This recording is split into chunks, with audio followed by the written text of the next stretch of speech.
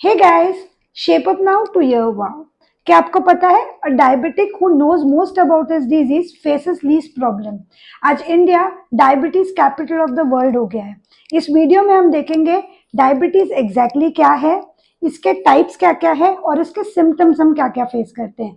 तो अगर आपने अब तक हमारे चैनल को सब्सक्राइब नहीं किया है तो सब्सक्राइब कर दीजिए और एंड में अगर आपको ये वीडियो पसंद आए तो आप इसको लाइक भी कर सकते हैं। अब डायबिटीज क्या है? डायबिटीज एक मेटाबॉलिक डिसऑर्डर है जिसमें हमारी बॉडी ग्लूकोज को एनर्जी में कन्वर्ट नहीं कर पाती। अब हम जो भी खाना खाते हैं, स्पेशली जो कार्बोहाइड्रेट्स होते हैं, वो हमारे बॉडी में ब्रेक डाउन हो जाते हैं और वो ग्लूकोज में कन्वर्ट होते हैं। ये सारा ग्लूकोज आपके ब्लड में प्रेजेंट होता है। ब्लड से सेल्स तक ग्लूकोज को लेके जाने का काम करता है इंसुलिन।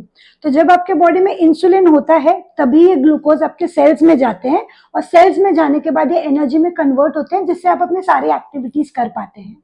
अब जब आपका फूड स्टमक में डाइजेस्ट होकर आगे बढ़ता है तो स्टमक के नीचे एक छोटा सा ग्लैंड है जिसे हम पैनक्रियाज बोलते हैं। यहाँ से कुछ सेल स्पेशलाइज्ड है जो इंसुलिन सिक्रीट करते हैं और यही इंसुलिन आपके ब्लड में से ग्लूकोज पहुंचाता है। अब डायबिटीज के केस में क्या होता है, जो आपके पैनक्रियाज होते हैं या तो उसका फंक्शनिंग कम होने की वजह से इंसुलिन सेक्रीशन कम हो जाता है या कभी कभी ये इंसुलिन अपना फंक्शन एबनॉर्मली करना स्टार्ट करता है।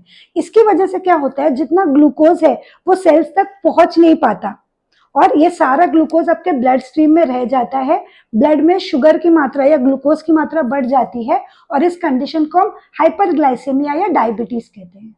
अब हम अगर टाइप्स ऑफ डायबिटीज की बात करते हैं तो कॉमनली 3 टाइप्स ऑफ डायबिटीज बहुत कॉमन है। फर्स्ट इज टाइप 1 जिसको हम इंसुलिन डिपेंडेंट डायबिटीज बोलते हैं। Second is type 2 which is non insulin dependent diabetes जो कि इंडिया में बहुत कॉमन है। And third is gestational diabetes, ये मोस्टली प्रेगनेंसी में डेवलप होता है फीमेल्स में। ये जो टाइप 1 डायबिटीज है जो कि इंसुलिन डिपेंडेंट है, इसमें क्या होता है, आपके जो पैनक्रियाज होते हैं वो बहुत कम या कभी कभी बिल्कुल इंसुलिन नहीं बना पाते। इसका रीजन क्या होता है, हमारी खुद की इम्यून सिस्टम।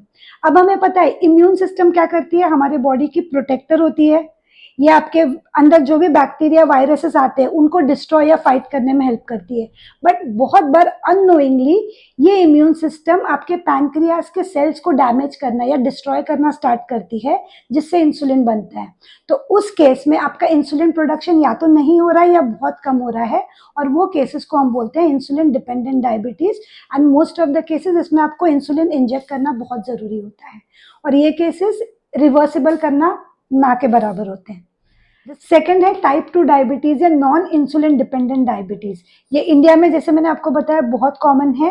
अगर आप ओवरवेट हो, आपको सेंट्रल ओबेसिटी है या और आप इनएक्टिव हो तो हाई चांसेस है आप ये डायबिटीज डेवलप कर सकते हैं। ये डायबिटीज टोटली रिवर्सिबल होता है डाइट और एक्सरसाइज से भी। थर्ड है जेस्टेशनल डायबिटीज। ये बेसिकली फीमेल्स को प्रेगनेंसी में डेवलप होता है। जब एक फीमेल प्रेग्नेंट होती है तो उसके बॉडी में बहुत सारे हार्मोन चेंजेस होते हैं और बॉडी में कुछ चेंजेस होते हैं जैसे कि वेट गेन होता है। इसकी वजह से क्या होता है, जो इंसुलिन है सेल्स उसको प्रॉपरली यूटिलाइज नहीं कर पाते और बॉडी बहुत बार इंसुलिन रेजिस्टेंस डेवलप कर जाती है।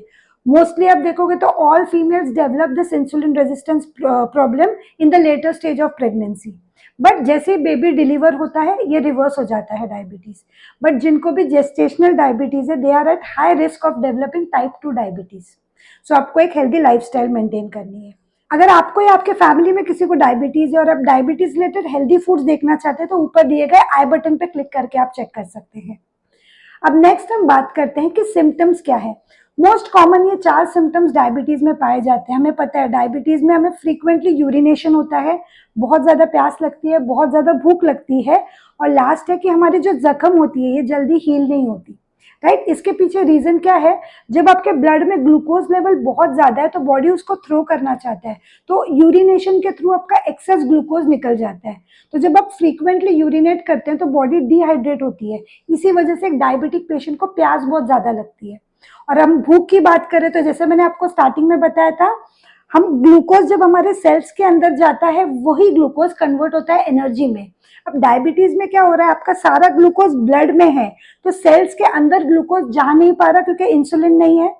इसी वजह से सेल्स क्रेव करते हैं एनर्जी के लिए तो वो और ज्यादा हंगर क्रिएट करते हैं या सिग्नल्स भेजते हैं ब्रेन को ताकि उनको ग्लूकोज मिल सके।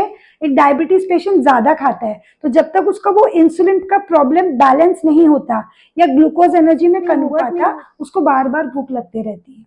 एंड वुंड हीलिंग की बात करें तो एक सिंपल एग्जांपल अगर मैं आपको दूं, आपके सामने अगर हमने शक्कर खोल के रखी है या कोई भी मिठाई रखी है, आप उसको 2-3 घंटे बाद देखो तो वहां से चींटियां आके उसको खाना स्टार्ट करती है, राइट, उनके लिए पार्टी हो जाती है। सेम केस जब आपके ब्लड में बहुत ज्यादा ग्लूकोज है और आपको गलती से कोई वूंड या जख्म हो गया है तो वहां पे सारे बैक्टीरिया वायरसेस आके एंजॉय करते हैं, ट्रीट करते हैं, तो उस केस में आपकी वुंड हीलिंग स्लो हो जाती है। इसीलिए आप अगर डायबिटिक है तो मेक श्योर कीजिए आप अपने आप का बहुत ज्यादा ध्यान रखें जहां पे आपको जल्दी वुंड्स और कट्स ना हो। इसी के साथ साथ आप देखोगे तो एक डायबिटीज पेशेंट का विजन ब्लरी हो जाता है, उसकी स्किन बहुत ड्राई एंड इची हो जाती है, फीट में सेंसेशंस कम हो जाते हैं और वो विदाउट ट्राइंग वेट लूज करना स्टार्ट करता है। तो अगर आपको इसमें से कोई भी सिम्टम्स है तो गो गेट योरसेल्फ चेक कि आपका ब्लड शुगर लेवल मेंटेन्ड है या नहीं। इसके एपिसोड 2 में मैं आपको बताऊंगी प्री डायबिटीज क्या होता है और आप प्री डायबिटीज स्टेज में अपने डायबिटीज को कैसे रिवर्स करते हैं। For more health related tips stay tuned, bye bye.